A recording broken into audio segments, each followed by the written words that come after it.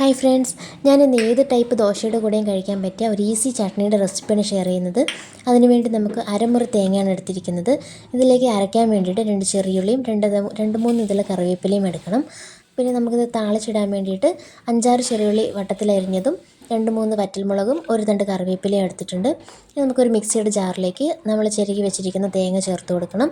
ഇതിലേക്ക് 2 ചെറിയുള്ളിയും 2-3 ഇതൾ കറിവേപ്പിലയും ചേർത്ത് കൊടുക്കുന്നുണ്ട്. പിന്നീട് അതിലേക്ക് 1/2 ടീസ്പൂൺ ഉപ്പാണ്. 1/2 ടീസ്പൂൺ ഉപ്പും 1/2 ടീസ്പൂൺ മുളക് പൊടി ഒരു ചട്ടിയിലിട്ട് ചെറുതായിട്ടൊന്ന് ചൂടാക്കിയിട്ട് എടുക്കണം. ഇതിലേക്ക് തിളപ്പിച്ചാറിയ വെള്ളമാണ് ചേർത്ത് കൊടുത്തിരിക്കുന്നത്. ഞാൻ ഈ ചമ്മന്തിക്ക് തിളപ്പിച്ചാറിയ വെള്ളമേ ചേർത്തിട്ടുള്ളൂ, പച്ചവെള്ളം ചേർത്തിട്ടില്ല.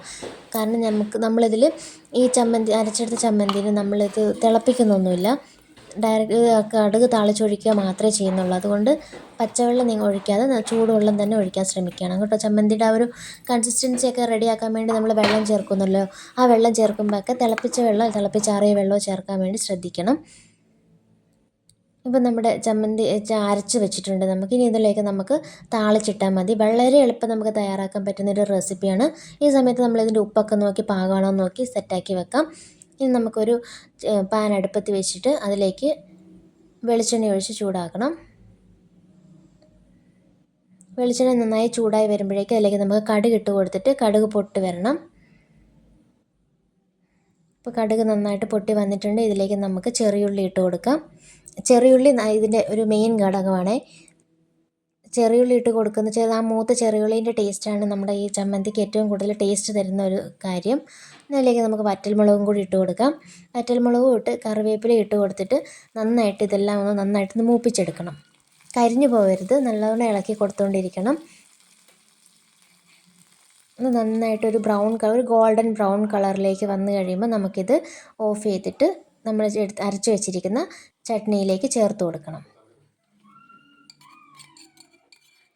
നമ്മുടെ ചട്നി ഇവിടെ റെഡിയായി. വളരെ എളുപ്പം നമുക്ക് തയ്യാറാക്കാൻ പറ്റും, നല്ല ടേസ്റ്റും ഉണ്ട്. ഒരുപാട് ഇൻഗ്രീഡിയൻസ് ഒന്നും വേണ്ട, പെട്ടെന്ന് തയ്യാറാക്കാൻ പറ്റുന്ന ഒരു റെസിപ്പിയാണ്.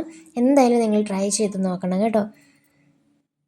ഇനിയിപ്പോൾ ചട്നി ആയില്ലേ, ഇതിൻ്റെ കൂടെ കഴിക്കാൻ നമുക്കൊരു ദോശ കൂടെ വേണ്ടേ?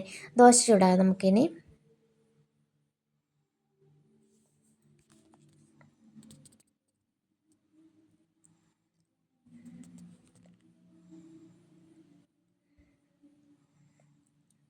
അതിന് വേണ്ടിയിട്ട് നമുക്കൊരു തവ അടുപ്പത്ത് വെച്ച് തവ ചൂടായി വരുമ്പോൾ അതിലേക്ക് നമുക്ക് മാവ് ഒഴിച്ച് കൊടുക്കുന്നുണ്ട്. മാവ് ഒഴിച്ച് കൊടുത്തിട്ട് നന്നായിട്ട് വട്ടത്തിൽ പരത്തിയെടുക്കണം. ഈ മാവ് ഇങ്ങനെ ഒഴിച്ച് വട്ടത്തിൽ പരത്തിയെടുക്കുമ്പോൾ ഒരു നല്ല സാറ്റിസ്ഫാക്ഷനാണ്. നല്ല രസമുണ്ട്, എനിക്ക് ഭയങ്കര ഇഷ്ടമായി ഇതിങ്ങനെ പരത്തിയെടുക്കുന്നത്. ദോശ എപ്പോഴും നല്ല ചൂടോടെ കഴിക്കണം. നമ്മൾ തവയിൽ നിന്ന് ഇങ്ങനെ എടുത്ത് നല്ല മുരിഞ്ഞ ദോശ കഴിക്കണം. അപ്പോഴാണ് അതിൻ്റെ ടേസ്റ്റ് കിട്ടുന്നത്. ദോശ തണുത്ത് പോയാൽ ഒന്നിനും കൊള്ളത്തില്ലേ. നമ്മളിവിടെ എല്ലാവരും കഴിക്കാനാവുമ്പോഴേ ചൂടുള്ളൂ. ഓരോരുത്തർക്ക് ചുട്ടുകൊണ്ട് അങ്ങനെ കഴിക്കുകയാണ്. നമ്മൾ ദോശ ഒരു സൈഡിൽ നിന്ന് ഇങ്ങനെ മുരിഞ്ഞ് വരുന്നുണ്ട്.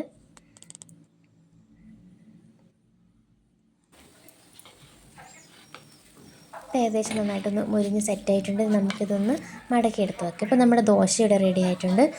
നല്ല സിമ്പിളല്ലേ, എളുപ്പത്തിൽ റെഡിയാകാൻ പറ്റുന്നൊരു സംഭവമാണ്. എന്തായാലും ട്രൈ ചെയ്ത് നോക്കണം. വീഡിയോ ഇഷ്ടപ്പെട്ടാൽ സപ്പോർട്ട് ചെയ്യാൻ മറക്കല്ലേ. അടുത്ത വീഡിയോയുമായി കാണാം. Bye bye.